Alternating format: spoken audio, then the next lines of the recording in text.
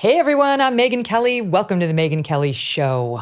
7 years after my last sit-down interview with Donald Trump, we met again yesterday at Bedminster in New Jersey.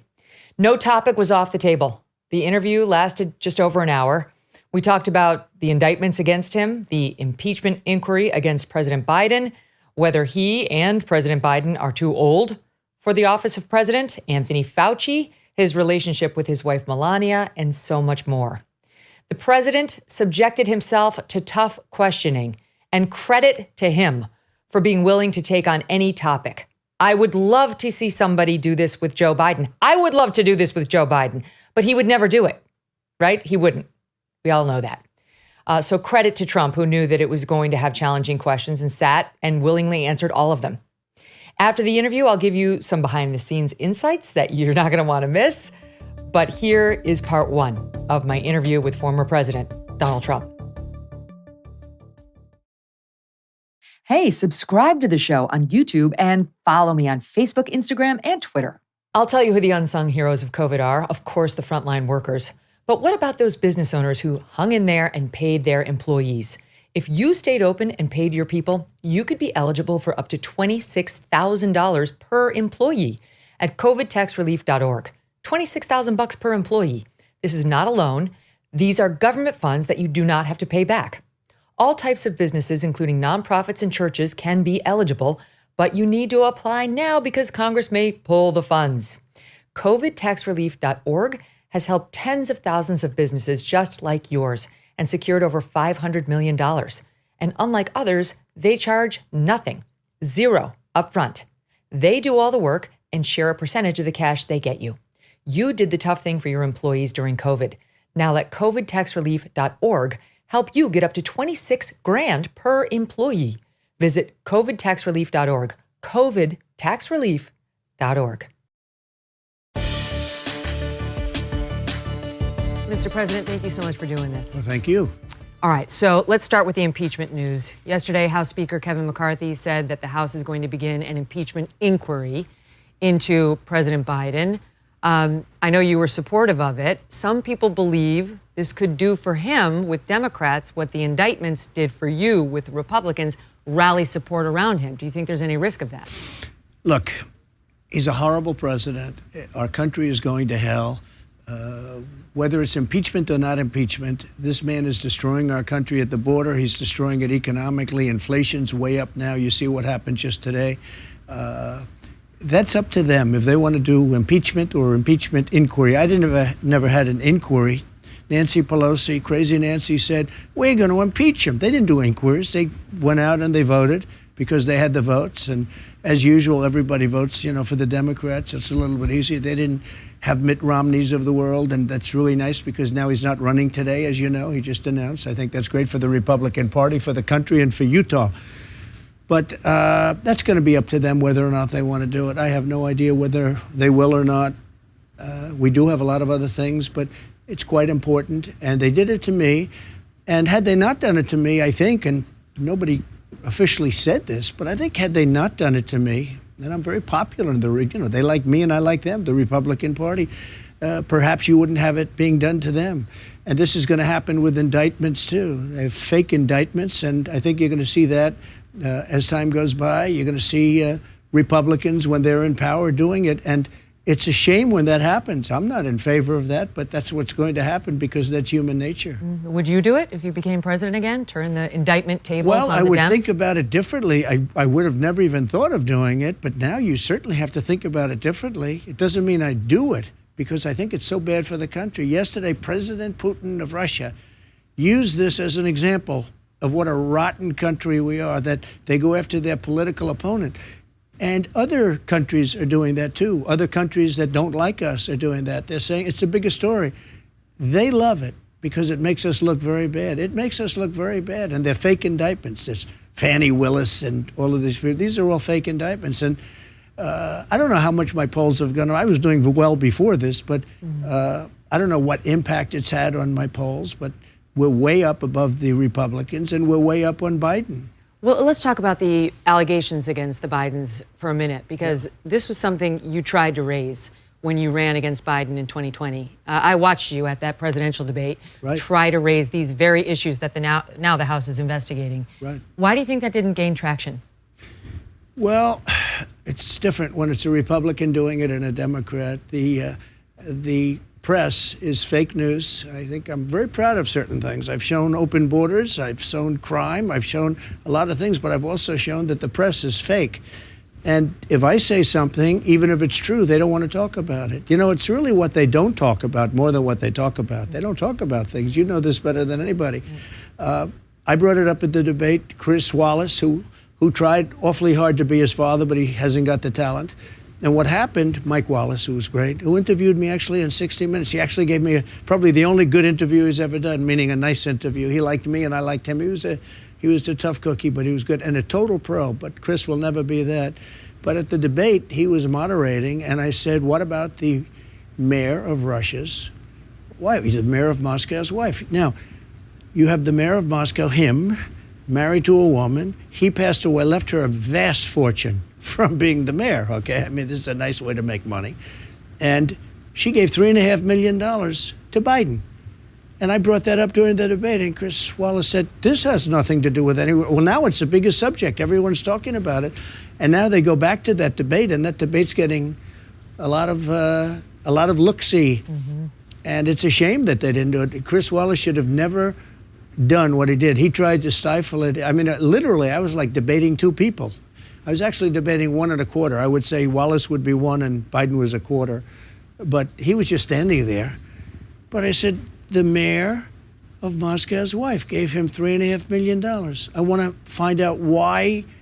What did he do to earn this money? Tried to raise and that. they wouldn't do that. You tried to raise China. You tried China. to raise the laptop. Yeah. You got shut down. Everything. They didn't want to discuss it on social media. Got banned on Twitter. The New York Post. All those stories. Let me shift gears and ask you. Now that Joe Biden's in the office, there was just a poll out. 77% of Americans say that Joe Biden at age 80 is too old to be president. Are they right? No, not for the reason of old, because I have many friends that are in their 80s. I have friends, Bernie Marcus, that are in their 90s, and they're sharp as a tack. I would say just about what they used to be. No, not old. He's incompetent. He's not too old. He's incompetent. And age is interesting because some people are very sharp and some people do lose it, but you lose it at 40 and 50 also. But no, he's not too old at all. He's grossly incompetent. You look at some of the great. You look at some of the great world leaders. They were in their 80s, and they did. I mean, Churchill. So many people. They were phenomenal in their 80s. You know, there's a great wisdom if you're not in a position like him. But if you go back 25 years, he wasn't the sharpest tack either. Ron DeSantis has come out to say that 80-year-olds shouldn't be president, that if you're the nominee, the GOP will lose age as a cudgel to use against Joe Biden. Does he have a fair point? Well, if he's the nominee, they'll lose because he's a lousy candidate. So, you know, I'd rather take on the age issue. I feel I'm physically extremely good. I feel the same way I did 40 years ago. I mean, I feel as good as I've ever felt. Athletically, I'm just about as good as I ever was. I, do certain things. I play golf. I win club championships and I beat people that are 25 years younger than me. I hit the ball just as far as I actually think I hit it a little bit further. But just at this club, this is a big club with a lot of good members, a lot of good players. You must have good genes, Mr. President, because you eat McDonald's. I know you love chocolate. You love the Diet Coke. How are you doing that? How? Well, it's really a parental thing, much more so than I believe in the racehorse theory. Fast horses produce fast horses. I mean, it's a little bit about your parents. My parents were very good. They lived to an old age. My father he lived old. He lived into his 90s, well into his 90s, and my mother lived quite a life. Okay, let's talk policy, immigration in particular. As of late, recently, we've seen several Democratic lawmakers speaking out after their cities, including New York, but many others, are overrun by the influx of migrants who have come to the country illegally. They want federal money. They want President Biden to fast-track work permits for these people. They want mostly for these migrants to go elsewhere. Right. What should be done about this problem? Well, they're going to have to talk up because no country or city or state is sustainable doing this. You have thousands of people. I was in New York. I saw on Madison Avenue, these magnificent shops, Madison Avenue, Fifth Avenue, the greatest. Madison Avenue, thousands and thousands of people. And they're sitting on the street. They're not even on the sidewalk because there's not enough room on the sidewalk. And you have these beautiful stores that are paying a lot of rent, and they have to sell luxury merchandise, and that goes to the city in form of taxes and all these other things. And they're not going to be able to stay in business. The money that's being lost in these cities, Chicago, Los Angeles. Yeah. So now you have the massive crime problem, and it's vast in Democrat-run cities. On top of that, you have the migrants or the illegal aliens, many different names, but the illegal aliens pouring in, going into the cities, and it's sad because the mayor of New York, he knows that it's a very horrible thing, and they're afraid to take on the Democrat Party. You know, it's very hard to take on the Democrat Party. Look at RFK Jr. They're not giving him the vote. I mean, they're saying you have to get a vast number of votes in order to even qualify. They're making it impossible for him. You know, they're essentially rigging the election, which they're very good at. So how do you get them out of there? Like you take over as president, what are you going to do? Well, you're going to have to move them out. Look, this is not sustainable by this country. So I think the number will be at the end of the year 15 million people. It's not going to be 3 million, 2 million. I think it's going to be 15 million. But the truth is we have no idea because they're pouring in. Also, they come from prisons. They come from insane asylums. They come from mental institutions. And there's vast numbers of terrorists. I saw just on one of the shows during the weekend that in 2019, that was me, we had no terrorists come in, no terrorists. They knew that they couldn't come in. We were very tough. Zero. It actually said zero, which is shocking because I'm sure a couple got in. And then I see over the last couple of years, it was large, hundreds and hundreds of terrorists coming in. But I noticed in 2019, it said zero. I don't know if I even believe it myself, but it showed you that we had a tough policy. And now it's hundreds and hundreds of terrorists are coming in. Thousands and thousands of prisoners and people from mental institutions are pouring into our country. And this is not sustainable. This is not sustainable. When you look at New York and you look at the streets and the people that can't even walk on the sidewalks, they're taking up the schools. We're going to educate people that don't speak a word of English. I mean, our students have enough problems, but they're giving them cell phones. You know the amazing thing? Everybody has a cell phone. I was watching yesterday, and there are hundreds of people sitting on the sidewalk, and these are illegal immigrants, and they all have cell phones. And I say, number one, how did they get the cell phone? Number two, you have to pay your bill, right? Who pays their bill? But every one of them, they're all looking at the cell phone. They're making calls. And they just came over the border illegally. Now, we had a very strong border. We had the strongest border in history. We had the lowest numbers, the best numbers in history. And it wasn't easy. We built 500 miles of wall. We were going to build another 200 miles. It was under construction. Would have been done in 3 weeks. And they stopped it. We had a rigged election, as you probably heard, and they stopped it. They stopped this from being built. Well, they could have had it done. They could have had it done in a period of 3 weeks, and they stopped it.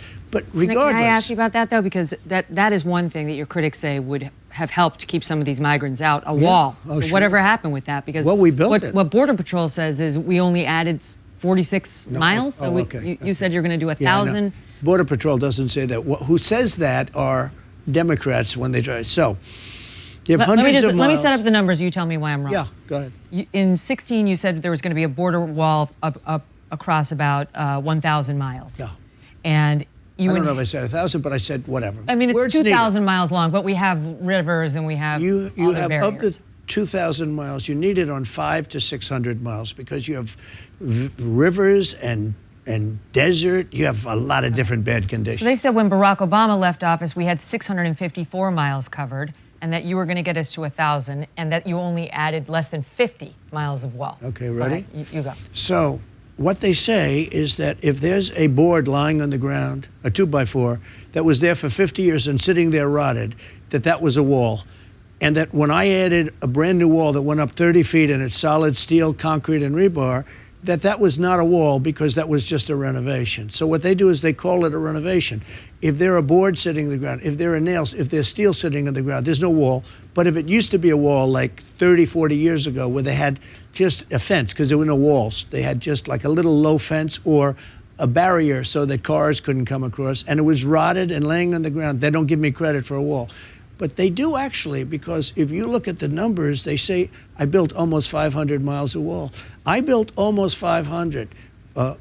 Some of that was wood laying on the ground that we took away, threw away, and we built a brand new wall. So what they're trying to say is that we built 50 or 60 miles of wall because there were 50 or 60 where there was never anything. But any wall that was there was decrepit, it was gone, it was rusted, it was rotted, it was laying on the ground. And we would actually just take it away. Then we built a really incredible new wall. The wall that was built to the specifications of the Border Patrol. I was going to do concrete plank, and they said you have to be able to see through. You have to, and they wanted steel, not concrete, and they wanted inside the steel concrete, and then they wanted rebar inside that. So it was a complicated thing, and it was built to the highest specification. I didn't want to build something that all of a sudden they say, it's no good, you can't see through it or something. Mm-hmm.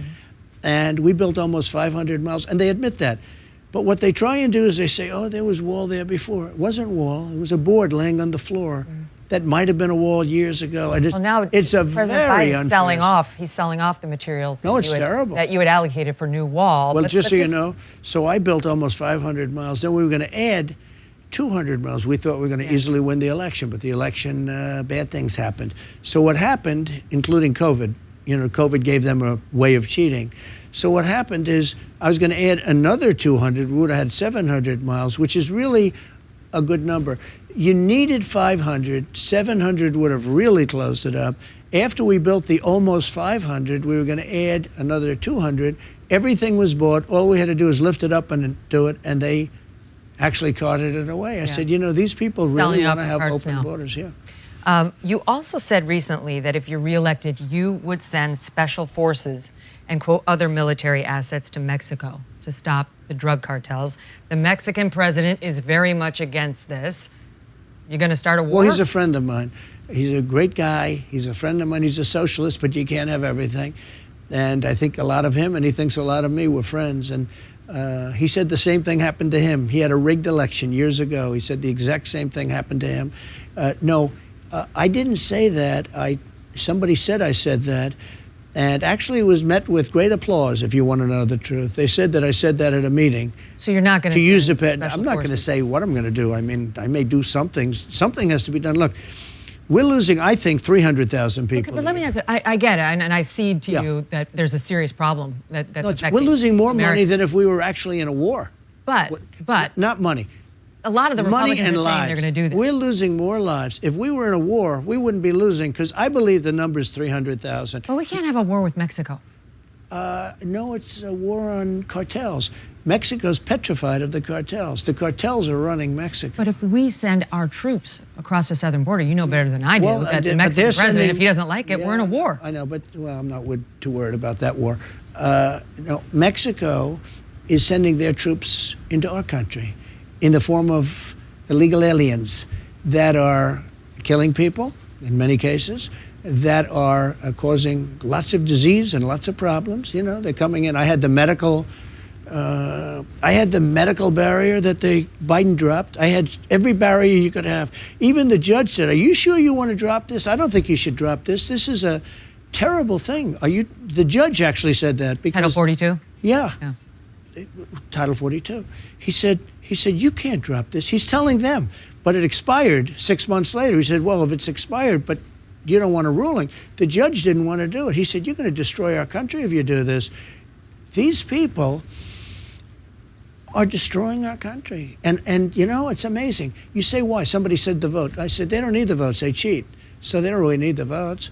And the votes would be in a long time from now, okay? They become citizens, but, they'd use them anyway. But it's not that. They actually must want to destroy our country. We have millions of people coming through. We have people that are sick. We have massive numbers of people from jails. They're emptying out all the jails in South America. Now, they're emptying out all the jails all over the world now. They're coming in from all over the world.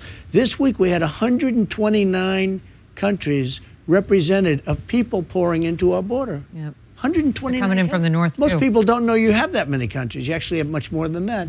But we had 129 countries represented where people are coming into our country. Some of these countries, we don't even have people that speak the language of those countries. We don't even know how to teach it. And then the kids end up in our classrooms and they don't speak English. That's right. That's right. It's a terrible situation. Let's talk about the They kids are, and birthright Megan, they're citizenship. destroying our country. Birthright citizenship is an issue that's a lot of people have raised Sure. as part of the problem. People come here, they have a baby just so they can stay. You've said that you will end it by executive order if put back in the White House, but putting aside the legal questions around whether that's possible. Some people say you can't do that. Some people say you I can, said some I people would. say you can, but you made this promise back in 2016 and then you didn't do it once elected. And then as president, you kept saying you were going to sign an executive order on this and you didn't. So why should people believe you now? Because the lawyers didn't want me to do it, because the lawyers were saying you have to go through a whole big thing all over the country. You need votes of every state and everything else. I would do it. One thing I'll say, when I look at the way Biden had just signs these executive orders on student loans and on everything, knowing that you can't do it, knowing it's going to be overturned, I'd rather get it through Congress. And we were working to get something through Congress. So crazy. Somebody comes in, if they put one foot on our land, you have to take them. They have a baby. Congratulations, the baby becomes a citizen of this country. Then they have chain migration where the baby then brings in the whole family. The whole thing is crazy. So the lawyers wanted to go through, and the politicians wanted to go through and get this approved through Congress and actually go through the states. That's how bad it is. Birthright citizenship, a lot of people say you have to go through states. And I'm not taking an opinion because I don't want this. I don't want them using this in court. I happen to disagree with them. And I would have done it. I was getting ready to do it, and then COVID came in, and we had bigger problems. But now you say you will sign an executive order. I'm going to do it. I will do an executive order, 100%. Let's talk about COVID. For years, you've been saying that the reason you didn't fire Anthony Fauci was because he'd been there for a long time, that you would have taken heat, that it would have created a firestorm, quoting your words. Then for the first time in May... I also said I didn't listen to him too much. I'm getting there. But then in May, you started saying, well, he's a civil servant, so I couldn't technically. The truth is, though, not only did you not fire Fauci, who is loathed by many, millions of Republicans in particular, but also some Democrats. By the way. You made him a star. You made him a star. This is the criticism of you, that you made him the face of the White House coronavirus task You think so? force, that he was out at every presser, that he was running herd for the administration on COVID, and that you actually gave him a presidential commendation before you left office. Wouldn't you like a do-over on that? I don't know who gave him the commendation. I really don't know who gave him the commendation. Presidential commendation. One went out to Mark Somebody Milley, too. probably handed him a commendation. But let me just tell you about Fauci. Fauci was very important in the Biden administration, much less important. If you know, he didn't want to stop China. He wanted to let everyone come in from China. I stopped it. I overrode it. I overrode many of the things he did. He was much less important to me. Now, with that all being said, he's been there for years. He was respected. He lost a lot of the respect because of COVID, but he was respected. And on COVID, if you know what I did, I let the governors run their states. And many of the governors opened up their states. Some of them didn't. Florida, by the way, was closed. But if you take a look at Henry McMaster, he had his state, South Carolina, open.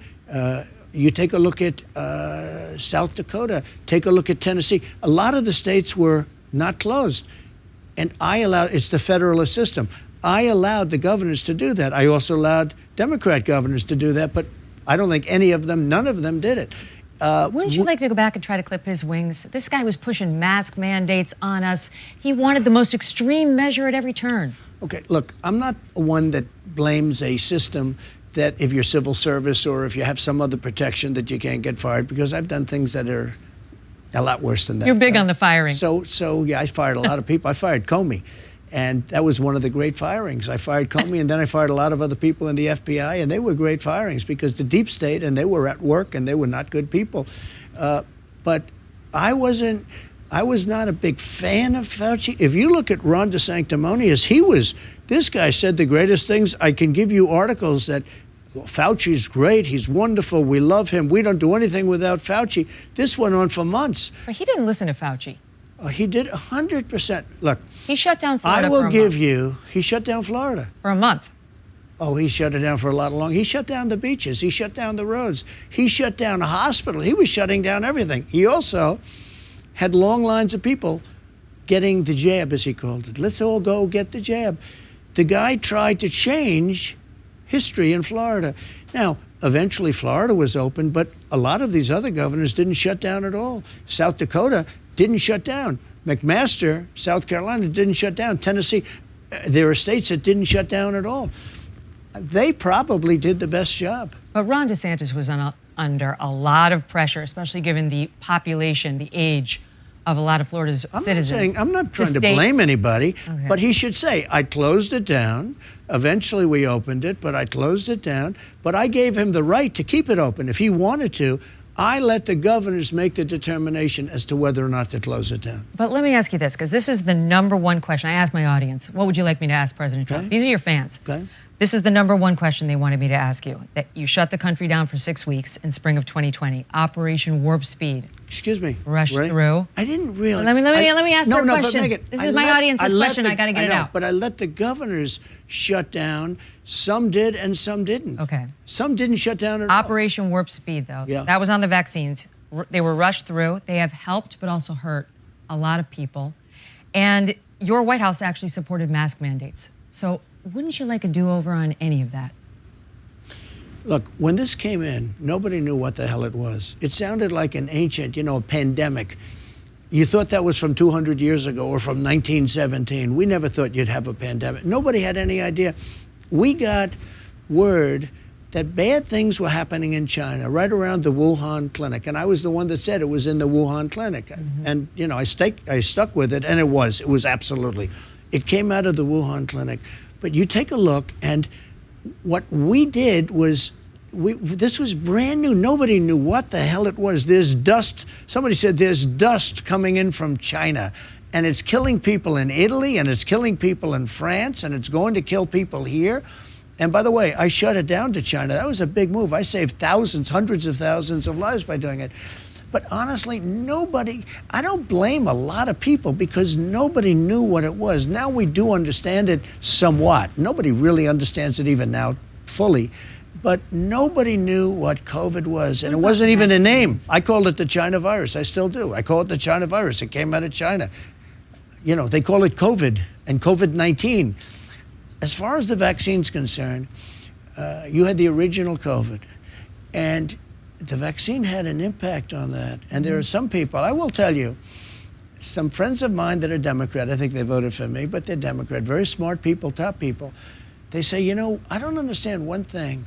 Why don't you talk more about the vaccine? It was one of the greatest things you've ever done. Now think of that. They say to me, and I say, I'm not going to talk about it one way or the other. First of all, no mandates. I don't want mandates. I never had mandates. Florida sort of had a mandate because they were giving the vaccine. They were demanding everybody take the vaccine. It's another thing. But no mandates, no anything. I didn't demand anybody take it. But I have people on the other side, not my side, although probably there's some on my side too.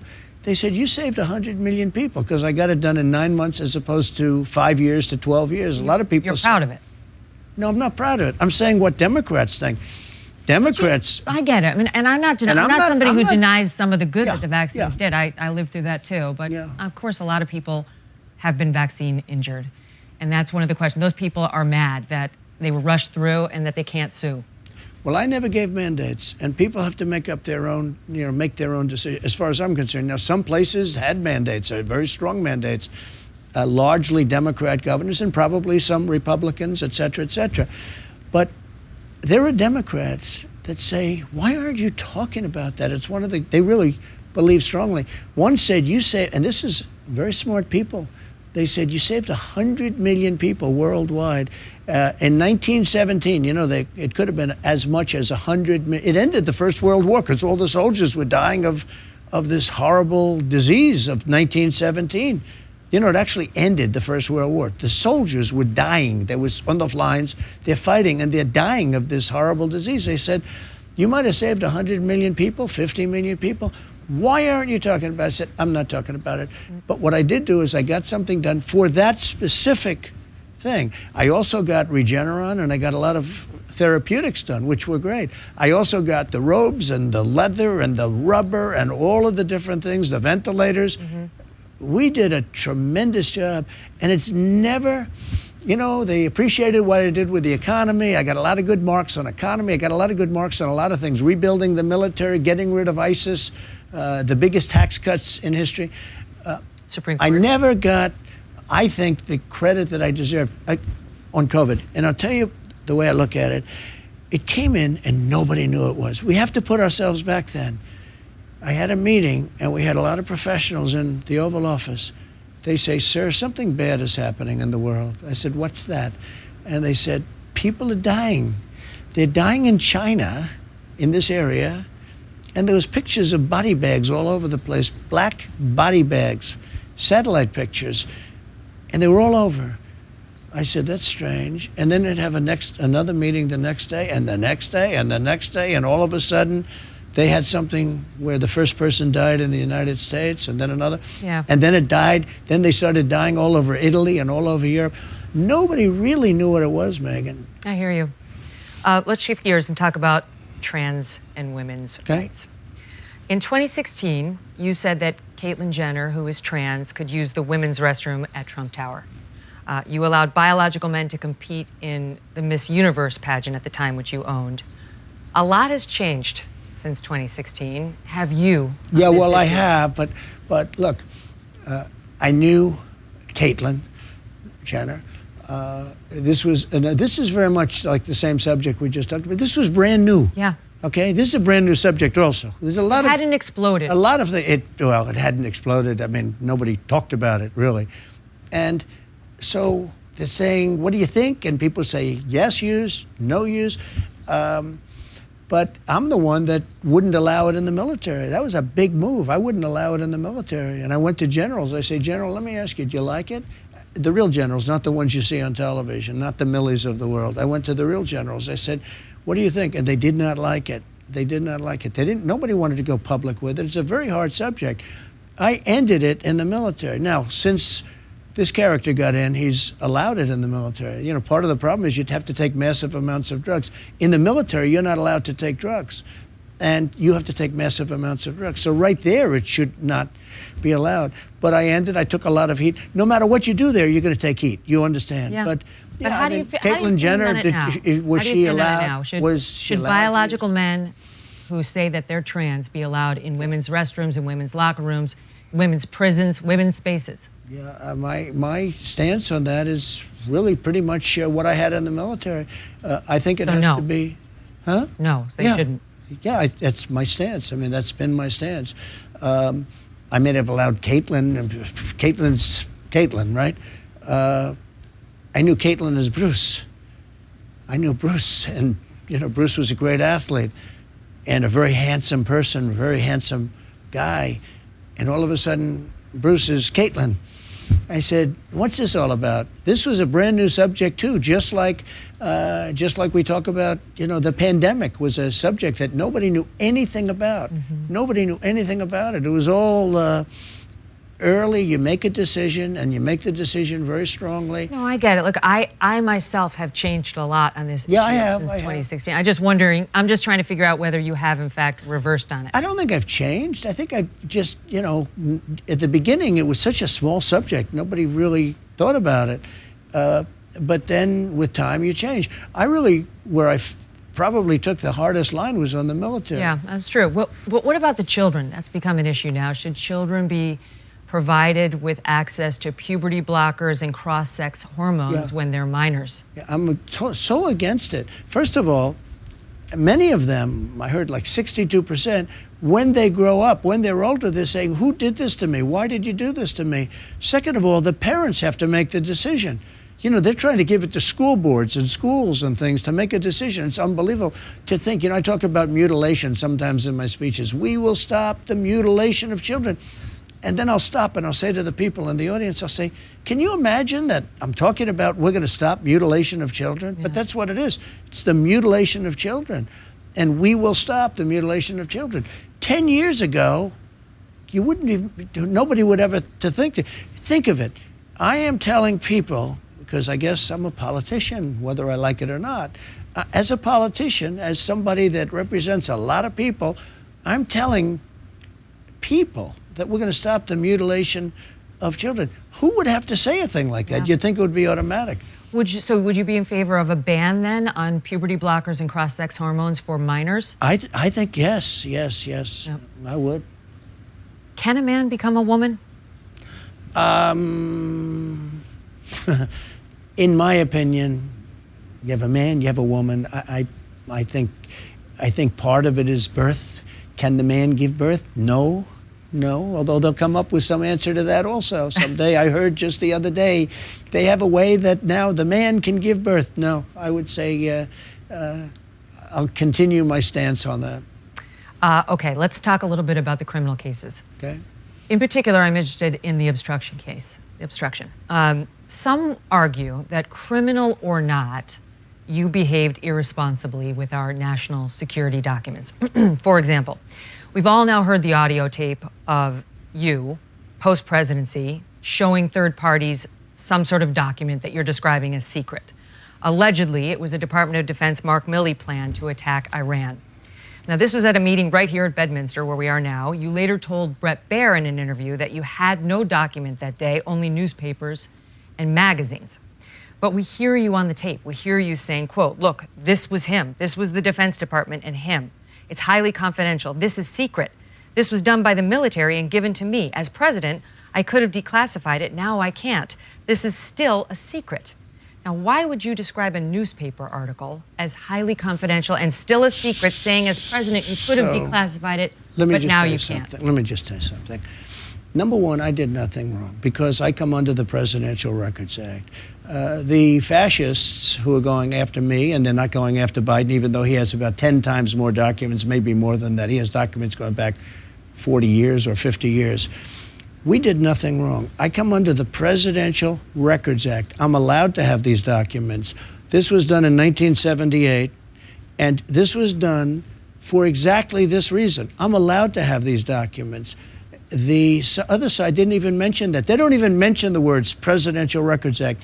The Presidential Records Act is very important. Bill Clinton took out in his Sox, it's called the Sox case, I'm familiar, where a very respected judge, very liberal judge, but a very respected judge, ruled in favor of Bill Clinton that he was allowed to take these very important documents, conversations with world leaders, took it out in his socks, and they found them in his sock drawer, and they call it the Sox case. Other people, too. We come under the Presidential Records Act. Now, who doesn't is Mike Pence doesn't, because he was a vice president, and he has a much higher standard. Joe Biden doesn't, because he was a vice president at the time and he was a senator. He's got thousands of documents as a senator. And even I watched a couple of Democrat senators say very strongly, there's no way he took that out from the SCIF. He's got documents and he's fighting them like crazy. I come under the Presidential Records Act. It's a very simple thing. Number one, it's civil. It's not criminal at all. True. These fascists and these Marxists and these people that are dealing, and they leak, and they're disgusting people. They're horrible for the country. We have a deranged guy named Jack Smith who's been overturned at the Supreme Court a number of times. And he gets overturned. You know why he gets overturned? Because he goes too far. They don't even mention the Presidential Records Act. This is all about the Presidential Records Act. I'm allowed to have these documents. I'm allowed to take these documents, classified or not classified. And frankly, when I have them, they become unclassified. People think you have to go through a ritual. You don't. At least in my opinion, you don't. But it's even beyond that, because the Presidential Records Act allows you to do, as president, only as president. Now, the other people that we talk about, including Biden, he wasn't president. So what he did is a different standard, and he should have real problems. They really should be talking about that, not about me. I did absolutely nothing wrong. Okay, but let's get to my question. Why would you be holding up a newspaper saying this is still secret? I'd have to look at it. I could declassify it if I were president. I would have to look at it. But that's what you told Bret Baier. You told Bret Baier that that was a newspaper or a magazine. I could have declassified. No, I also told Bret Baier, as I remember, I don't know, it was a long time interview. Will you tell me what were you waving around in that meeting? I also told Bret Baier that it wasn't a classified document. What were you waving around in that meeting? Because it certainly sounds I'm not like going it to was talk an to you attack about plan. that because that's already been, I think, very substantiated, and there's no problem with it. It hasn't been substantiated. Jack Smith says Megan, it was let the me just attack tell you. plan. Let me and you just told tell Brett Barrett. Let me tell you. Here we go again. I'm covered by the Presidential Records Act. I'm allowed to do what I want to do. I'm allowed to have documents. The Presidential Records Act is civil, not criminal. That's true. In any way, it's That's civil. true. And I'm covered by it 100%. Can I ask you what you And this mean by shouldn't that? even be a case. Now, No, and I'm not trying to come at you criminally. Of I'm course, trying to of say. course you are. But listen, No, I it started should off be by saying Megan, let me just it's not tell you, about the criminal. This should be a case for Biden because he is not covered by the Presidential Records Act. This was, I guess, started because Richard Nixon kept documents. So did many other presidents. And so did presidents after. Bush kept documents. Obama kept documents. They all had, in fact, of all people, of all groups, the New York Times wrote a story. The only power that NARA has is to say, please, please, please, Mr. President, can we have these The documents? National Archives. Okay? Now, they may be able to sue you civilly, not criminally. They may be. They don't even have that power, probably. But they may be able. But So listen, I get all that. the New York I Times. get all wait, that. But the Megan, obstruction case isn't about that. The obstruction ready? case says, So so even if you had the right to the documents, once you get the subpoena, you got to fork them over. The You subpoena ready? said, give us anything with a Are you ready? classified marking. Go ahead. This is just like the Mueller stuff. They create a fake crime, and then they say you obstructed. This is a fake thing that they've done. And then they say it's always obstruction. They say, oh, he obstructed, he this, he that. And you know what they call obstruction? When you fight them. When you fight them, they call it obstruction. So they create a fake crime because there was no crime, because I come under it. I don't want to sound boring to all of your many people. I hope you have a lot of people. You will. But you know what? They create a fake crime. And they did that with Mueller. They created a fake crime, a terrible fake thing that took 2 years. And then they said, all right, that's fake, but he obstructed. That's what they do here. They have a fake crime, and I didn't obstruct anything. Okay, next. Well, that was my question, that, even if I think they're accusing me of a fake crime, if I get a subpoena, I have to comply. I used to practice law for 10 years. You got to comply. You got to fork over the documents and then fight. I have complied with everything. I have given more documents, and they came in, they raided Mar-a-Lago, probably illegally, okay? And we'll find that out. They took documents that they weren't even allowed to do, but they took documents, they took everything. They found documents with and classified I would have markings. given it to them. You know what? We had a meeting. I said, what do you want? And instead of doing that, because they're doing this for political reasons, the reason they're doing this is for election interference. But let me just say, I don't dispute that, frankly. But the question is simply, your lawyers signed a certification saying they had turned over everything that was responsive. Then when the FBI raided Mar-a-Lago, they found documents that were responsive that had not been produced, marked classified. I don't know what the timing is. Again, I'd have to check That's the time. it. I don't know. I just don't know the timing.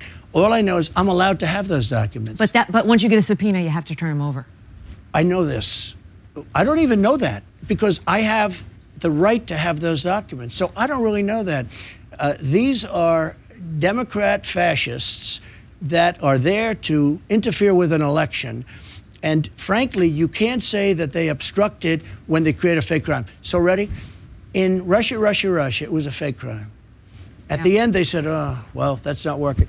But he obstructed because he fought us. So they create a fake crime illegally. By the way, illegally. The dossier was fake. Everything was fake. Yeah. And then they say, I fought them and I obstructed. This is the same thing. They have a fake crime. There is no crime. In fact, it's civil. It's not criminal. That's true. And so they're saying that's why they say Espionage Act to make it criminal. Oh, they make it Espionage Act like it's something we'll be here all day if we like get the into Spanish Armada is going to raid us. And look, the Espionage Act of 1917 has no impact on this. I am covered 100%. I got it. There's a dispute about that, about whether you presidential. No, you can dispute it. Just so my audience knows. I don't think there's any dispute that I'm covered under the Presidential Records Act. Well, you're covered, but it's not clear that it allowed you to take all those documents. You can't say it says what it says. You're allowed. And do you believe that every CIA document that came to you as president was automatically yours to keep, no matter what? I'm not going to answer that question so because that's the dispute. No, because I think it's clear in the document. The Presidential Records Act was a very complex thing that took a long time to do. having to do more with Richard Nixon because he kept everything. You know that, right? Yeah, yep. And they said, we don't want to have this anymore. So they did this. And these thugs and deranged people, they didn't even mention that. They never mentioned that. They never talked about that. They never said, gee, the Presidential Records Act. Do you know they don't even mention it? And everybody knows that I'm covered by that.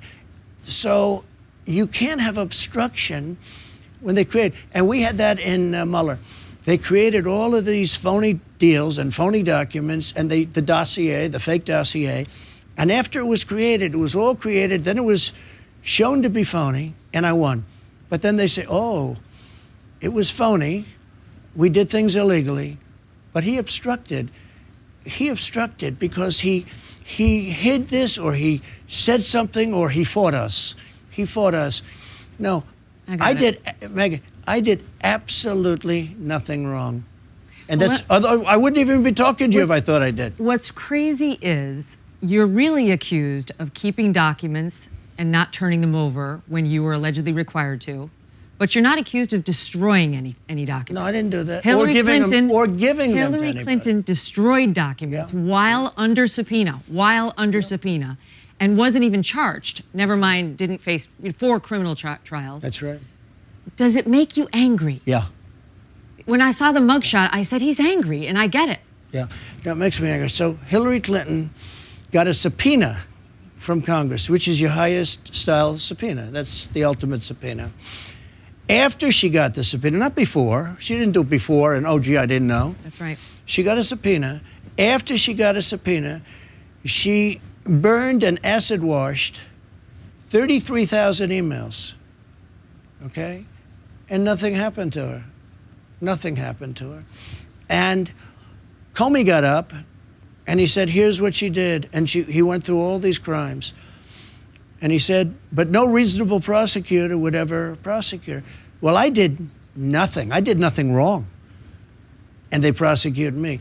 She burned and literally acid-washed, bleach bit, they call it. Very expensive process. Nobody does it because it's so expensive. Then she took her phones and they knocked the hell out of them with hammers. You know that, right? Mm-hmm. She took her telephones and they're knocking. And nothing happened. Yeah, there's a double standard in this country, and the people aren't standing for it. Yeah. People get it. Mm-hmm. The rest of my interview with Donald Trump next. If you're like me, you're growing more and more concerned about the future. The numbers this week, not good. If you want to protect your future, and I'm talking about economic future, consider the precious metal dealer American Hartford Gold. They can show you how to protect your savings and retirement accounts by diversifying your portfolio with physical gold and silver. All it takes to get started is a short phone call, and they will have physical gold and silver delivered right to your door or inside your IRA or 401k. And they keep it simple.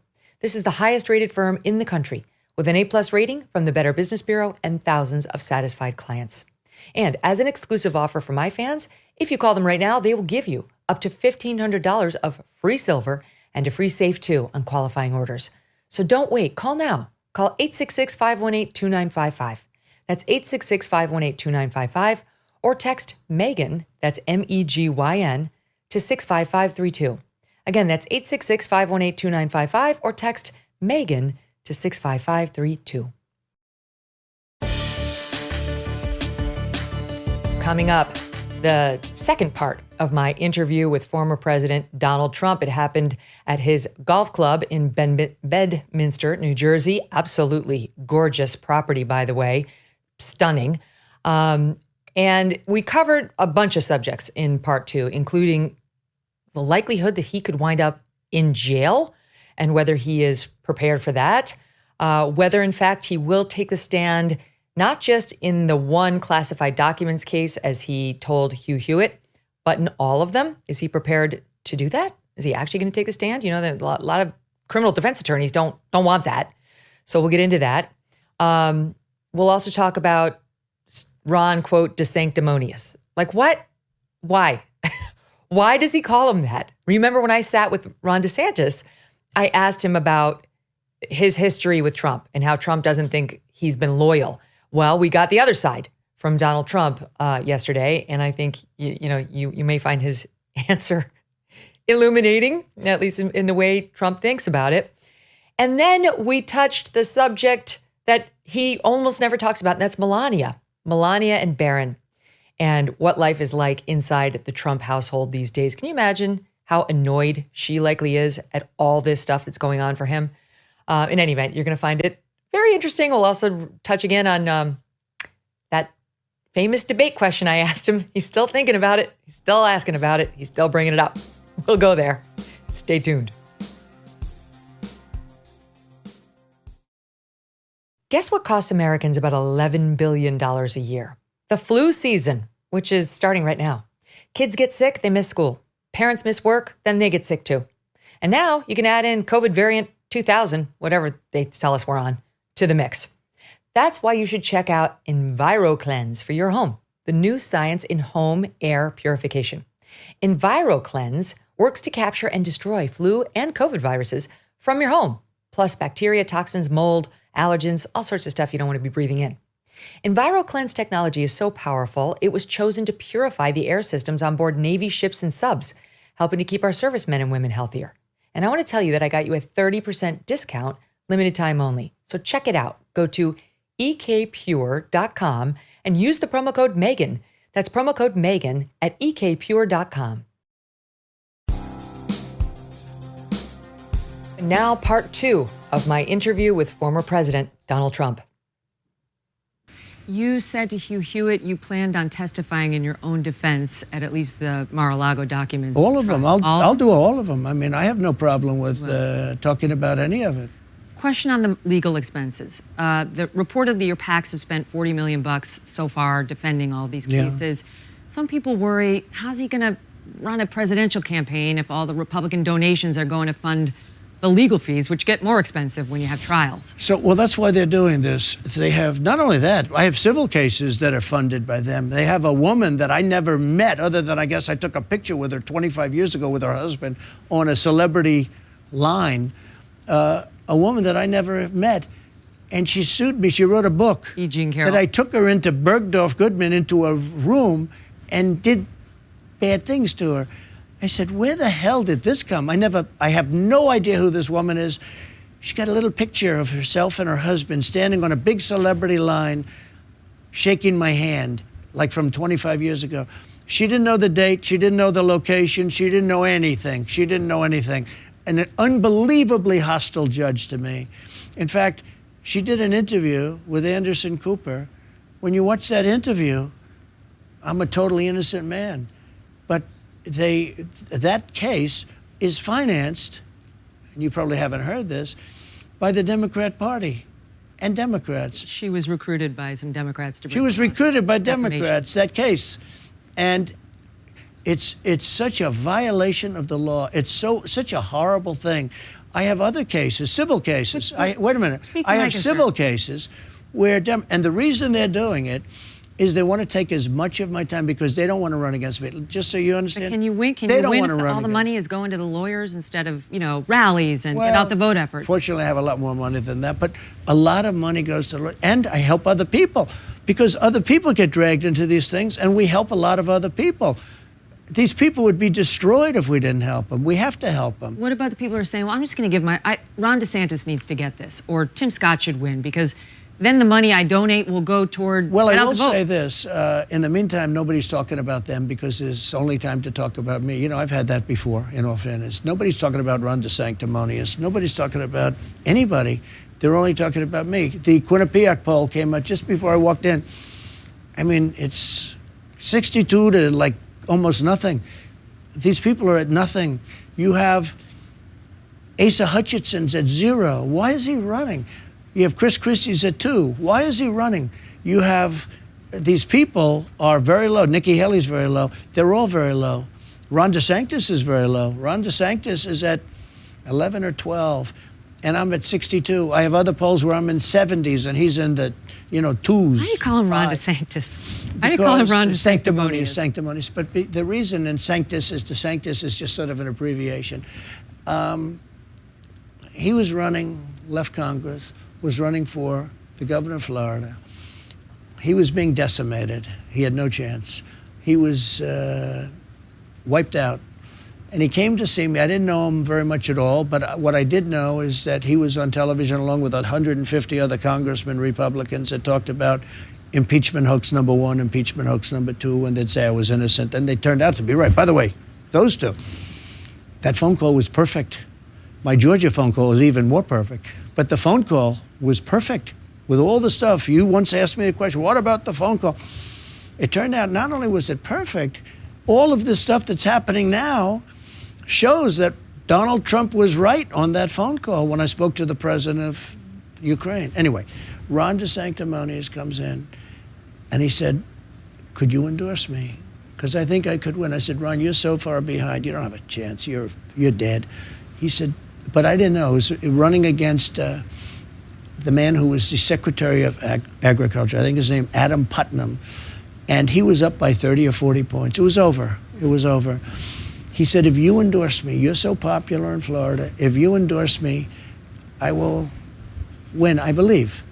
I say, you know, I think if we brought back Abraham Lincoln and George Washington, I don't know if it's going to help, but let's give it a shot, okay? Because I didn't know Adam Putnam. In retrospect, perhaps I would have endorsed him instead because I wouldn't have had to do much endorsing because he had already, it was won. The thing was over. He was already measuring the carpets. So what happened is I endorsed him and he became a rocket ship. And he ended up winning a primary very shortly thereafter by a lot, you know, by a landslide. Adam Putnam, it was like a bomb went off. Wait. And then he said, I'm not going to win against Pullum because he was, if you remember, he turned out to be a crackhead, but he was a very popular person, running, good-looking guy, running African-American, running for governor on the Democrat side, along Stacey Abrams. He and Stacey Abrams were the two hot politicians in the Democrat Party. So polls were looking bad for Ron. I said, you know what, Ron, we'll do 2 or 3 rallies. We'll do big, beautiful Trump rallies for you. I'm going to get you in. And I did, I guess, a couple, maybe 3. Big, beautiful rallies. I said, you're going to win. He said, I don't think so. I said, you're going to win. I'm telling you, you're going to win. And he won, okay? And then 4 years later, they said, would you run against the president? He said, I have no comment. I said, he said he had no comment. That means to me he's running. So I started hitting him very hard. Some people said, sir, he's a Republican. You shouldn't hit him. I said, no, we're gonna hit him very hard because he's very disloyal. So when I say sanctimonious, that's what I mean. He's a very terrible thing I think he did. You know, I'm a loyalist. I'm a loyal person.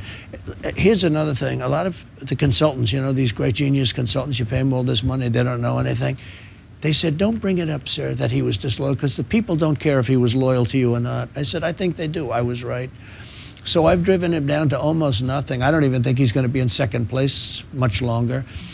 But second place is like 60 points below me, 60 points.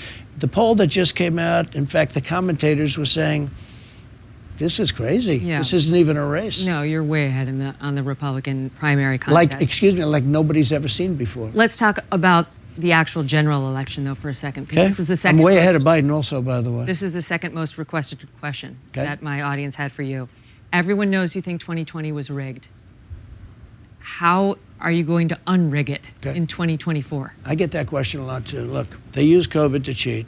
They cheat anyway, because how can you win elections? Open borders, high taxes, high interest rates, no voter ID. I mean, everything they do is like April Fool's Day. It's the opposite, okay? They have horrible policy. They're only good at cheating on elections. You want to know the truth. And I get the question, too. We have unbelievable people, and we're going to be fighting like hell. Because if I don't win the election, meaning this philosophy, this thought, but if I don't win the election, I think our country is finished. I think it's the most important election we've ever had. If I don't win this election, like you talk to me about all of the different prosecutions, these aren't prosecutions. These aren't indictments. These are Biden indictments. These are different. This isn't God coming down from high and indicting you for. This is crooked Joe Biden. He's crooked as a $3 bill. He used to say $2 bill, but we have a few of them around. He's a crooked guy. He's a crooked politician. And he said, indict my political opponent. So when they say indict, you know, it's very interesting. The press, first they start that way, but then with time they say, oh, well, he's under indictment. No. These are all Biden indictments, including the DA's office. You know, he put his top guy in the DA's office in Manhattan. And everybody says it's not even a case. I mean, it shouldn't even be brought. You've seen that. You've heard that. You probably... I've said that. Okay, it's ridiculous. It's a ridiculous case. But he put his top people in the DA. He's dealing with Fani Willis in Atlanta. It's all a hoax. I know, but here's the thing. No, but it's very important for people to know because this. Republicans are bummed out. They're thinking, I'm not even going to vote. Forget it. My vote's not going to count. It's just the opposite. They're going to get it by the mail-in ballots again. They're going to vote in numbers that you've never seen before because they see what's happening. Should they do the mail-in? Should the GOP voters do the mail-in? Okay, here's what we can't allow. Yeah, I would say let them do it either way. You know, I'm less on that. I like the Tuesday stuff, but then you see what happened to Kari Lake, where all the machines were broken, or a big portion of them. Wouldn't it be smarter to bank some vote before the actual could, but day? the problem is they throw the votes out. I mean, it's crooked. We have a Wait. So be clear. What is the message to the voters? Do you want them to do the vote-in, the mail-in vote, or no? Everybody, people say yes, do it. We have a bigger problem. I believe they send in fake ballots. Okay, that's the bigger problem. That's your third problem. I believe they send in a lot of fake ballots. And when you look at some of these elections, in Pennsylvania, I was leading by so much at 9:30, and all of a sudden, voila, they happen to find a lot of ballots. Our elections are crooked. Our elections are rigged. Our borders are open. Our country's in trouble. Our country's in trouble. And now they're arresting and indicting their political opponents. You know what this means, what they did? If I won, I could say, oh, let's see, who's running against me? Some Democrats running. Oh, he's very popular, because I'm leading Biden in all the polls, just about all the polls, by some very, very big numbers. I could say, oh, I don't want to run against him. I call my attorney general. I say, will you do me a favor, indict him for something? Yeah. And the good thing with me, I have a voice. So I can sit here with you. I can sit here with other people. I can at least, a lot of people don't have that voice. You know, if they get indicted, they're out of politics. They have to announce within an hour that they're going to drop out of the race. That would be the norm. But what they've done is they've made this like the norm. I can sit there and say, well, you know, I don't like this guy, and this guy's beating me in the polls. Indict him. But this is a very dangerous thing. This is very scary for you because you're facing left-wing judges. You're facing some likely left-wing juries, in at least 3 out of the 4. Yeah. There is a realistic chance you could go to prison. Can you see that happening? You know what? I have a great attitude. It doesn't affect me at all because I'm fighting for the country. I'm fighting for the people. I'll tell you what, the best poll numbers that anyone's ever seen. I mean, these poll numbers are so good, and it makes me feel good. But I think we're going to win the election no matter what happens. I think because the people know it's all fake. Again, these are Biden indictments. This is a guy that is grossly incompetent. I don't even believe it's him. It's the people, the fascists that surround him. Because I don't believe he's smart enough to do this, if you want to know the truth. Do you think he goes the distance? Do you think he actually will be the Democratic nominee? I can't imagine. I watched him yesterday. He couldn't put 2 sentences together. I can't imagine. I mean, look, Washington Post came out today. He shouldn't do it. And it's not an age thing. It's a competence thing. He can't talk. He can't talk. And, of course, he has to debate, I guess. I hope he's going to debate. I'm going to debate. You know, I don't want to debate people that I'm 60 points up on because what's the purpose in doing that? Does that mean no presidential primary debates for you? Well, I don't see it. Look. None? When you're leading, why would I do it? How about do the one just before Iowa? Do it. I'll moderate it. Yeah, I know. I appreciate that. You know, like you did with the Rosie O'Donnell. Would it be a deal breaker for you? Look. Would it? Look. Would it? The people want a smart president. A smart president that's leading by 60 points. Ronald Reagan didn't do it. Nixon didn't do it. Nobody does it. I mean, if you're leading by, why would you do it? You get for the voters. You get people, and then I have a somewhat hostile network. You know, I mean, frankly, I have a little bit of a hostile network. Like you asked me a question when you were moderating the debate for Fox. That frankly, if I didn't come up with the answer only Rosie O'Donnell, I would have had a problem with that. That was a bad question. That was a great question. No, it was a nasty question. It was awesome. You know, there are questions that are, it's not that they're not answerable, but no matter, if you're Winston Churchill, he was very good at debating. You handled it well. Your poll numbers went up. I'm not saying that. Yeah, I got a little bit lucky. I came up with a good answer. But can I tell you, there are questions that you can ask that no matter how good you are at debating, no matter how you could be the greatest debater in the world, I get great credit for that. Some people say I won. I don't think I won because of that. I think I won because I had a great record and people knew me. You know, they knew me, and they knew me on The Apprentice, and they knew me in terms of development and stuff. But there are questions that you can ask that no matter who it is, the answer is never a great answer. You know, there's never a great answer to certain questions.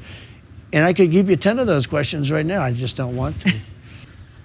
Let's talk personal for a minute, if you don't mind. Haven't seen a lot of Melania lately. How's she doing? And how's Barron doing? Because I know he's senior in high school now. Yeah, he is. He's doing really well. He's in school.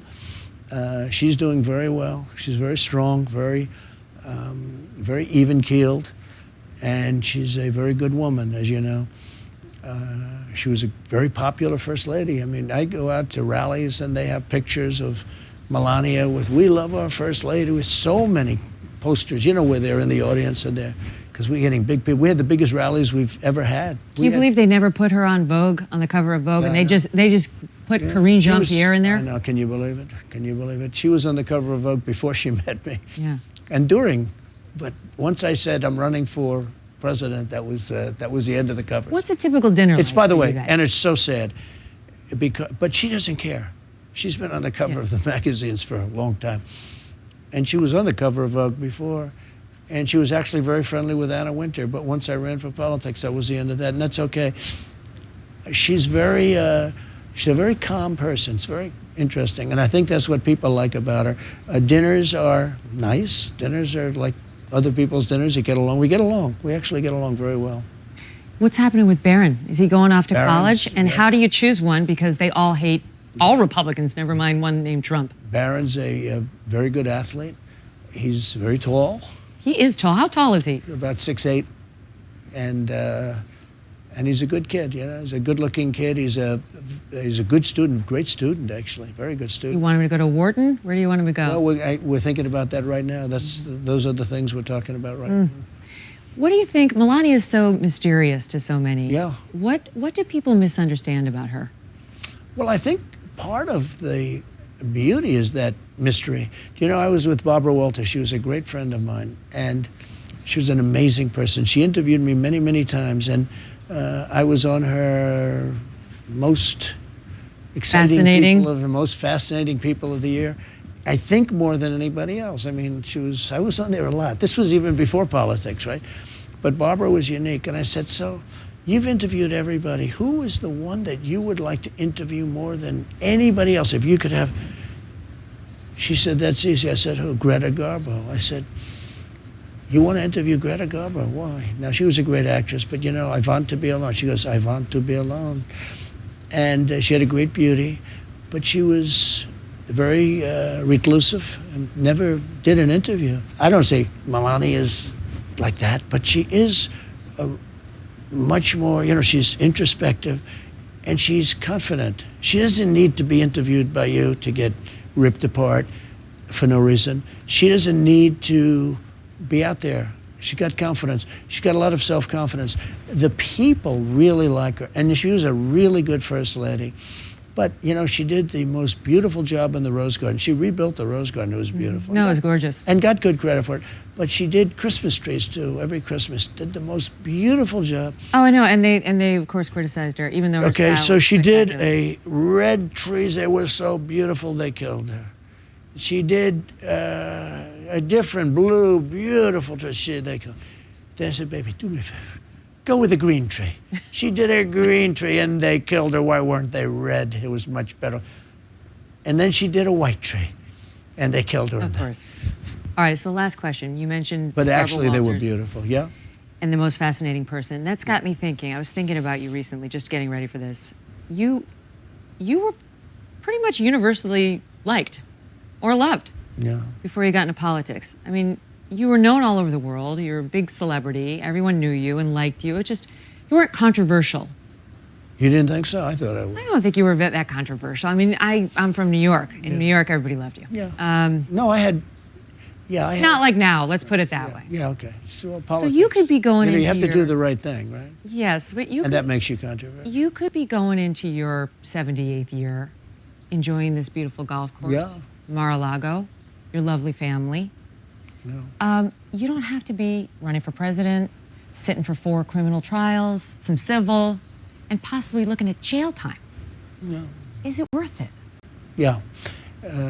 Make America great again. Our country's going to hell. Our country's going down. You don't realize it. I don't believe you realize it, but our country's going down. Our country, I used to say we're going to end up being, if we don't do certain things, we're going to end up being Venezuela on steroids. How about we're buying oil now from Venezuela? How about that? We're making Venezuela rich. Okay, think of it. The people running Venezuela, which were total enemies, what we're doing is so crazy. We're not using our oil. We're making Venezuela rich. But the country, I believe, has one last chance, and that's this. This is the most important election we've ever had. I used to say 2016 was the most important, and it was a very important election, and we turned the country around. We had the greatest economy in history. What we did is incredible. We knocked out a lot of enemies. We got them out. I took everybody out of these crazy wars that nobody wanted to be in. Even the other country that was protected, they didn't want us spending trillions and trillions of dollars. But our country's going bad. Our country's being destroyed. When you look at our cities with what's pouring into our cities now, they can't handle what they have. And I brought our country to a level that just prior to COVID coming in, and then I did it again because I built it again, and the stock market was actually higher when I left than it was pre-COVID, which is like unbelievable. But we had a country that was actually really coming together because of success.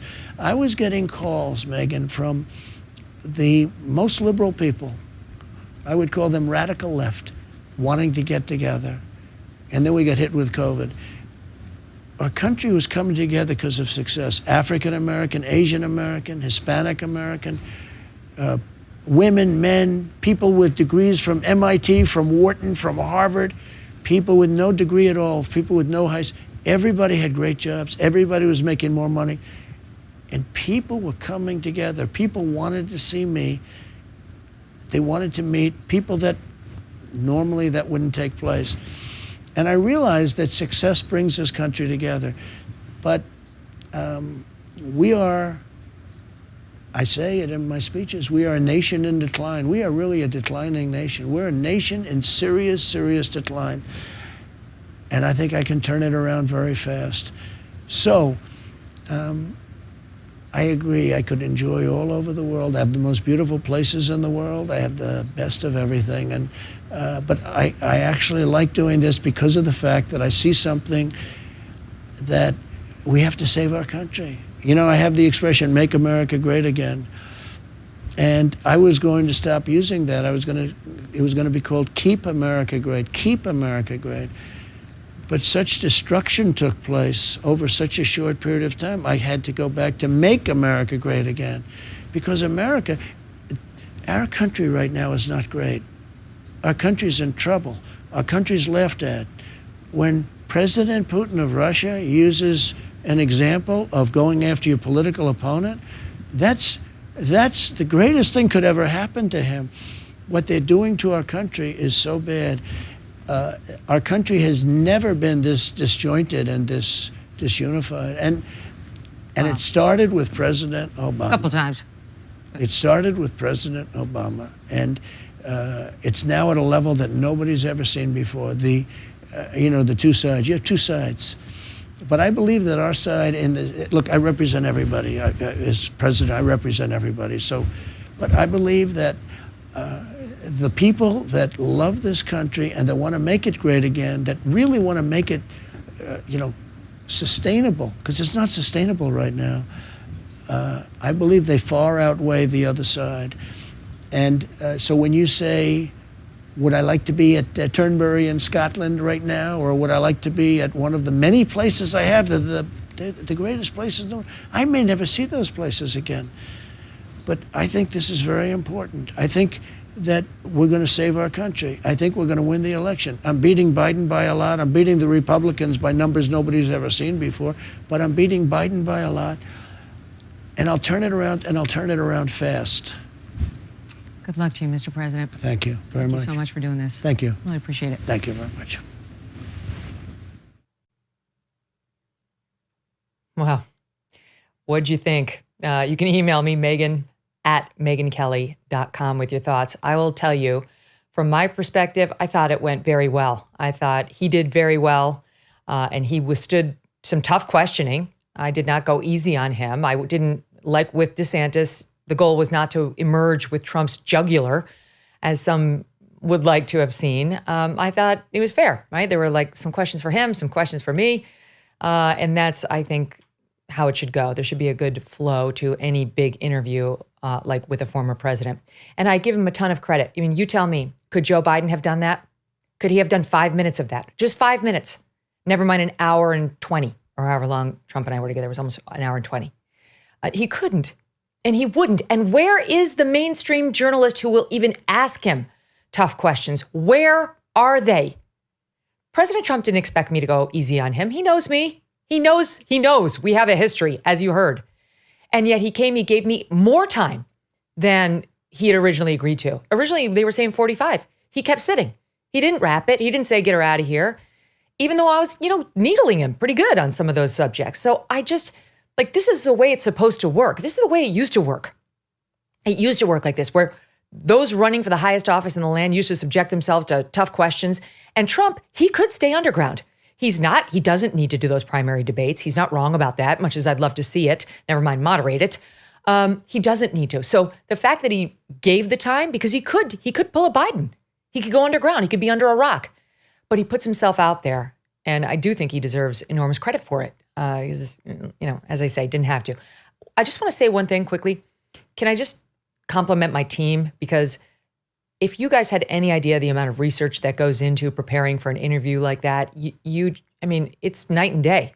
And all the producers on my team, when we got ready for DeSantis, we started a separate text group called DeSantis Research. And then with Trump, we had a separate one called Trump Research. And everything, hopefully you know this with me, before I go out there, it's all been fact-checked. I do my homework. And when Trump says something that's not true, you as the anchor have to decide whether you're going to fact-check him or whether you're going to let this one slide and let the audience decide, or let the online fact-checkers go at it. Because, if you fact-checked every little thing that you disagree with or that you could fact-check on, the interview would go 5 hours. You can't do that as an anchor. You're going to bore the people at home and you're going to waste valuable time. Entire subjects won't get covered if you handle it like that. Well, as the anchor, your job is to sit there and sift through it. You're thinking real time, separate the wheat from the chaff. What's important? Do I want to hammer on this or don't I? And it's thanks to my team that I'm able to do that. I know all the stuff thanks to them. So I love my team. They're so committed to facts. They are not biased at all. All they care about is truth, and they do a great job of making the show look good. I'm very grateful to them. I thought it was interesting. Trump is still focused on the debate question from August of 2015. And I don't know why. Is he still mad about it? Or does he just want to talk about how well he did in answering it? Because he did do well. He did do well. That answer he gave about Rosie O'Donnell got huge applause, and his poll numbers went way up after that debate. So I think he's still a little ticked off that I asked it, and I know a lot of people didn't like it. As you heard in the exchange, I loved it, but onward, as I said to him, onward. One bit of color for you behind the scenes. So here in the studio, today I'm sleeveless, but it doesn't matter what I could be in a turtleneck, and I basically keep it around 76 degrees inside, right, Abby? 78, she said, 78. I don't sweat. If it's a medical condition, I have no idea, but it's very hard for me to sweat and feel uncomfortable in the heat. I'm always cold. Hemmer and I used to war because he'd be in those heavy wool suits when we co-hosted America's Newsroom, and I'd be in some Fox polyester dress with no sleeves, and I'd be freezing my ass off. Anyway, so now it's my studio. I can do what I want. It's wonderful. Pretty much everybody around me sweats, though. So if I have a guest coming in, I turn it down to 70. Anyway, the reason I'm telling you this is Trump is way more in the Hemmer camp. He's a man. He's wearing a wool suit, and he likes it cold. And he's the star, not me, in the interview. And so he's doing this. He doesn't have to say yes to this interview. And it's his place. So he gets to choose the temperature. I turned blue almost as soon as I showed up. Does anybody know what Raynaud's is? I have Raynaud's where like you lose the circulation in your fingers, your fingertips. They were white. They were like white as snow. I had no circulation in my fingertips. And it was to the point where my one of my tech guys, Jake, gave me hand warmers, except my dress was kind of small and there was no place to put them. Right? I'm like, and you're not supposed to put them right on your bare skin. So like one day I don't have a pair of Spanx on.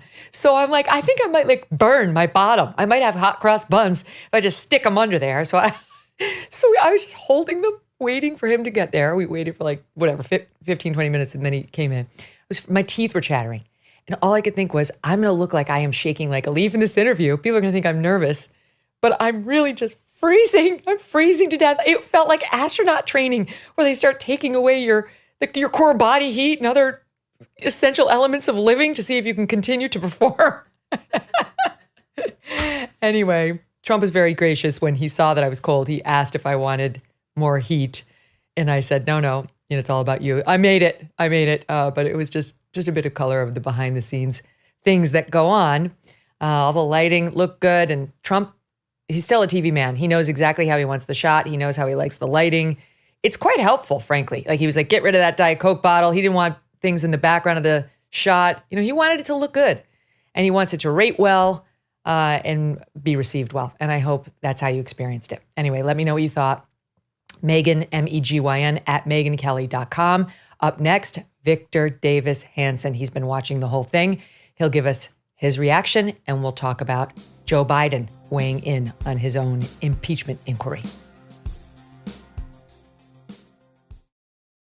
September marks the end of summer, single tier, and the beginning of a hectic time for many people. It can become difficult to schedule in your fitness goals, you know that, and it can be hard to relax after a long, busy day. A Michael Phelps swim spa by Master Spas offers time-saving convenience to work out in your own backyard, and it also offers the relaxing therapy of a hot tub to boot. Here's how it works. A Michael Phelps swim spa by Master Spas has a water current, so you can swim right in place. You don't need a big Olympic-sized pool, and do your favorite aquatic exercises. The water buoyancy relieves pressure on aching joints, and you can enjoy pure relaxation in the massage therapy seats. Michael Phelps swim spas come in a variety of sizes to complement almost any yard, even if it's a small one. Installation can take less than a day, and since it's heated, you can use it year-round in any climate. Michael Phelps swim spas are 100% made in the USA by Master Spas, the world's largest swim spa manufacturer. Go to masterspas.com. The month of September is Master Spas Global Sales Event. Listen to this. Put in the promo code MK to save yourself $2,000 on a Michael Phelps swim spa or $1,000 on a Master Spas hot tub. Masterspas.com. Promo code MK. Don't miss this sale. This is a good one. Joining me now, Victor Davis Hanson, a senior fellow at the Hoover Institution and author of the must-read, The Dying Citizen. VDH, what'd you think? I thought your questions were very fair. They were tough, and you would not know from listening to him that he's been in the political arena since 2015, and he's 8 years older. Because he's seen, I don't know how you felt, but just watching you interact with him, he's very vigorous. He's very on top of the issues. I wish that when he said that he's way ahead of Biden in the polls, I wish that were true. But according to NBC and The Hill, Quinnipiac polls, YouGov of the last week, he's dead even with Joe Biden. Now, maybe he meant that being dead even, given the liberal nature of these polls, mean he's actually ahead. He does mean that. Yeah, he did. He said that to me privately, and he's not wrong. I mean, like that. No, he's not. There was just a Messenger Harris poll released yesterday that showed among all voters, Trump with 44, Biden with 43, 13% undecided. But that is remarkable when you consider all the stuff that's been thrown against Trump. It is, and it's the $64,000 question: are these polls 2020 polls or are they 2016 polls? In 2020, they were more or less right. In 2016, they were way off. And so that's somewhat. I was interested in what he said about the debates. He's right. In classical terms, it's smart not to go in there, especially when they're gunning for him. and he doesn't have control of the people who are there. And there's got a lot of people who have zero chance and shouldn't be on that debate stage, who are there only to take him down. But the problem that I see with avoiding them is, number one, to be on that stage, you have to say that you're going to endorse the eventual nominee. And by not going there, he's saying that he's not going to, and if he should lose, doesn't look like he would, but he's not going to endorse the person who wins the nomination if it's not him. And then maybe the others will not give their endorsements to him and reciprocate. But beyond that, I don't know what the strategy is on all of these debate nights, because he had a really good night with Tucker and huge ratings, maybe a rally, but there's a shelf life on all of that. And because he does debate very well, and because the only image of him is in the news that we get in the news is basically in the context of he's being indicted, and often the mainstream news, print media, social media is negative, that you really don't see him in action like we did with you. And so that's a very good formula, but I don't know if he can just do a debate with Tucker, a debate with you, a debate with each person in lieu of not going onto the debate stage. It might be good at some point to remind the people that he does answer questions really well, and he's not afraid, and they can see what his ideas are, because he's ceding all of that space. I know it's classical good political strategy, but I don't know if he has an alternate scenario that gives him attention other than the courtroom, or nothing, why they're debating. And so I think, well, he has a unique opportunity this time around, because he's, 50, 60 points ahead. I mean, the numbers are crazy. That Quinnipiac poll, he's up 50 over DeSantis, who's the next closest with 12. He's got 62. DeSantis has 12. The Messenger Harris poll, he's got 59. DeSantis is next closest at 11. So that's up 48 or up 50. My God. So he's got a unique position there because he doesn't have to show up. He's already said he's probably not going to show up. And so he's in a position to tell the RNC, I'm not showing up unless I like who's moderating it. Like maybe if you get me a fair panel, I'll come, so that I'm not fighting both the guys on the stage and the guys sitting behind the desk, right? Maybe. And so if he could find, a panel that he knew would ask him tough questions but wouldn't be unfair to him, it could be an opportunity. I don't think he's that worried about Chris Christie or DeSantis, right? No, it's an opportunity for him. I think he won every debate, maybe except the first presidential debate, when he got, I think, bad advice from people like Rudy Giuliani and Christie to try to rattle Biden's cage by interrupting. Other than that, he won the second debate with Biden easily. He won the primary debates. And it's a good chance for him to beat Donald Trump in front of everybody. And I don't mean that necessarily for the nomination, but for the general election, because there's only so many venues he's going to have to remind people that he's adept. And he's very quick. Better than I do. He's quick on his feet. He's got a lot of charisma, but when you take yourself out of that arena for understandable reasons, you have to come up with an alternative that's sustainable. And these interviews are very good, but he's actually does even better when he's with other people. And you can compare why, his Victor? reactions to others. It's not to compare him to Vladimir Putin, but one of the things that the Russian people love about Putin is he's strong. They love a strong man. And I do think that's one of the reasons why Republicans love Trump. He's strong. He doesn't just fold like so many of these other Republicans in years past. And where's a better place of demonstrating that, right, than on the debate stage?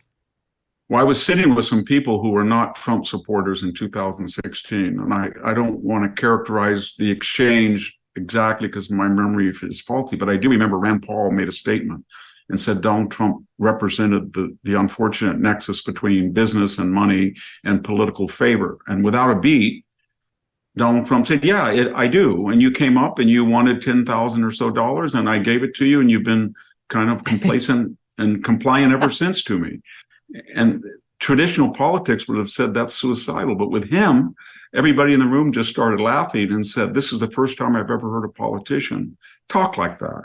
And so I don't know if he wants to surrender that arena in the way that he's doing right now. I know he's being advised to, but I'm not sure that, because I think the other thing is he's absolutely right, of course, that these are all political. They're synchronized both with individual prosecutors are synchronizing them, and the campaign event year. So he's going to have gag orders, court appearances, delays all through the period. But I'm not sure that he has a strategy, or if there is a strategy, how you defeat a left-wing judge, a left-wing politicized grand jury, a left-wing actual jury, a left-wing community, a left-wing media in Atlanta, New York, Washington, Miami. And what is the strategy to make yourself viable?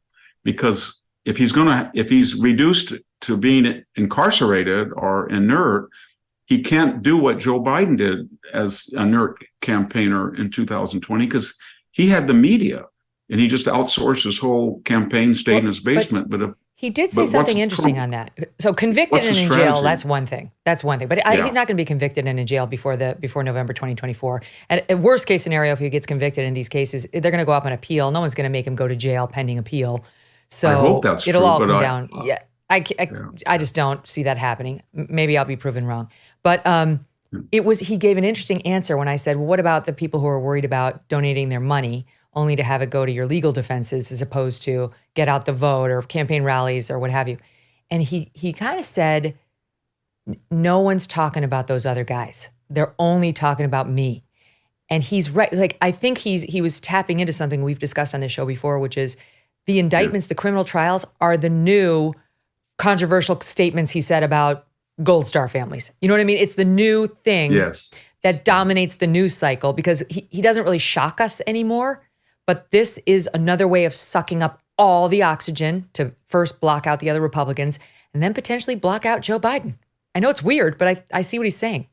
Yeah, he is. The only thing that I think is that I think it gives him an enormous advantage in the primary. But when we get into the general election, the forces that are arrayed against him, both the lawfare resources, the administrative state, the media, he's going to have to get a strategy. And one of the best strategy, of course, is offense. And we'll see what Joe Biden is facing. But Joe Biden has a very sophisticated strategy to get out of what I think is a pretty solid corruption case. He has a defense in depth where he says, I didn't talk at all about this case with anybody, with the business. And then when that is proven false quickly, he says, I didn't enact or I didn't involve myself in the business. When that falls apart, I didn't profit from the business. And he's going to go on. And then he's got the administrative state. I mean, we're not going to see a Jeff Sessions type of situation that appoints a Robert Mueller that happened to Trump. We're going to get a biased administrative state, and they're not going to let these 4,000 plus emails get out if they can help it, that are going to probably be incriminating with the pseudonyms. They're going to try to fight Donald Trump, and his efforts are all the way along. Not just Donald Trump, but of course the effort to prove the truth about the Biden family. He's also got Kamala Harris, and that's a very good argument. All he has to say is to the insiders in and out of government, you may not like me, you may think I'm corrupt, but if I don't finish my term, for example, she's going to be president and she's going to run as an incumbent. Do you want that? And how hard that's do you another want to push powerful. This? Yeah. So he's got a lot. Biden has a lot of resources that Trump does that I think Biden is clearly far more culpable in anything that Trump did. We're not an ironic or maybe an Orwellian situation where Donald Trump was impeached for something he didn't do, but which Joe Biden actually did and will not be impeached for. That's what the irony is about the first impeachment. But Biden has a lot of resources because he uses, for all the talk about Trump is tyrannical, that the left uses, he didn't use the administrative state nearly as much as Joe Biden, the FBI, the CIA, the DOJ, and that helps Biden. And then he has the media in his corner in the way that they were adversarial or even, conspiratorial against Trump. And of course, there was always the idea if anything happened to Trump, there was Mike Pence, and he was acceptable in a way Kamala Harris wasn't. So, it's going to be a very interesting next year and a half, but I think the people around Trump have to get a strategy of how they're going to go through turn these things to advantages, because every time, I guess what I'm saying, Megan, is every time we say and you and I've talked about this, they won't go into Mar-a-Lago. That would be such a precedent. You're not going to have a guy like Alvin Bragg dig up, campaign finance. You couldn't have this crazy woman that really barely knew Trump file a lawsuit. She couldn't win. You're not going to put Peter Navarro. They're not going to do that. That would be crazy. They're not going to have Letitia James go after real estate assets and sue him for $200 million on the part of New York. We're not going to have Fannie Willis going back to and Jack Smith, given his record. But every time we think that, they do it, and they're shameless about it. And I think we should start to assume that they're capable of anything, and anything is possible. And so I'm a little bit more pessimistic about their ability. They're like he's like Gulliver and their Lilliputians, but they do have strings that tie him down. It's scary. I mean, I understand his anger, as I said in the interview. I do too. Just want to do a quick fact check on one exchange Trump and I had, where he said he did not say that he would send special forces and military assets across the southern border. He did, in fact, say that. He said it in January of 2023. That's why I asked the question. Here's a soundbite. The drug cartels are waging war in America, and it's now time for America to wage war on the cartels. I will order the Department of Defense to make appropriate use of special forces, cyber warfare, and other overt and covert actions to inflict maximum damage on cartel leadership, infrastructure, and operations. So he denied saying it. I mean, clearly that was a policy speech he gave. I think Republicans want to hear him say it again. I don't think he should back off of it. I realize it could be fraught, but I think he should embrace it. He should. Ron DeSantis has been really vocal, and that was one of his campaign signature positions. He's going to go after the cartels anywhere they do damage to us. I also didn't understand. I know that he had a personal relationship with Obrador, but Obrador is behind all of this ultimately. Obrador is the one who, remember, said to the expatriate community in the United States, do not vote Republican and do not vote for Donald Trump. And so I don't quite understand why he's protecting, or he says he has a good relationship with Obrador. Yeah, because he's a deal maker. Really tried right? to He's a deal maker. Yeah, he's a deal maker. He thinks if he maintains a good relationship, he can get the deal. Exactly. All right. I want to get this in, forgive me, because we're up against the clock. President Biden addressed the impeachment inquiry that's now been commenced against him, speaking at a fundraiser. It wasn't on camera, so I'll just read it to you. Well, I'll tell you what, I don't know quite why, but they just knew they wanted to impeach me. And now the best I can tell, they want to impeach me because they want to shut down the government. Victor, that's not going to cut it. And that's not going to cut it. They want to impeach him because Devin Archer, Tony Bobulinski have testified he got money, that IRS whistleblowers have said almost the same thing, that an FBI whistleblower says there's a document, that Victor Shokin said he took bribery, that an oligarch who was the head of Burisma said that he has 17 phone calls, 2 of which Biden was involved in discussing quid pro quos, that we have a laptop where his own son said that he was 10% the big guy, and that he was tired of giving half his income, wherever that came from, to Joe Biden. So there's a lot of evidence there, and he knows it. He's also, he's also going to have to deal with the fact that this just breaking, Hunter Biden has now been indicted by special counsel David Weiss on these federal gun charges, 3 of them, after his plea agreement on the tax and the gun charges fell apart. Again, this is like, I really...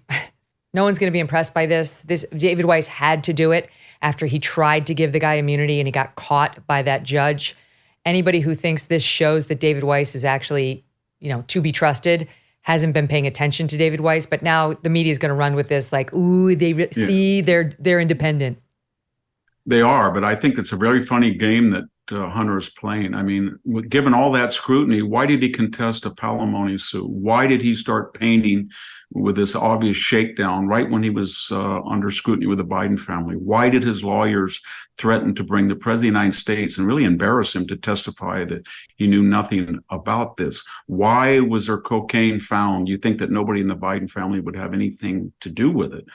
So there's a very strange relationship with, and you can get the anger that he has on the laptop against some of the Bidens. And I think he's basically telling them, if I'm going to go down, I'm not going to just keep quiet and go to prison for the rest of my life. And I think they know that. And that's why they bring him into the White House. They put him on. They do not want him endangered. And that's why they took so much effort to make sure that he was going to get off, until recently, at least. He's a loose cannon. They know it better than anybody. They're keeping him close for a reason. And, we saw that even when we found out he threatened the prosecutors in this case. Like, if you bring me in there, I'm going to make my dad a witness, which he knew they wouldn't want. Yeah, and he would have. Keep your enemies close. Yeah, keep your enemies close and Hunter closer. Yeah, next thing you know, Hunter Biden's sleeping at the White House. All right, Victor Davis Hanson, such a pleasure. Thank you for being here. Thank you. I want to tell the audience, thanks to all of you too for submitting your questions. They were great ones. I really appreciated it. We're going to cover more on the Hunter News tomorrow when we have Rich Lowry, Peter Schweitzer, and Candace Owens. Talk to you then.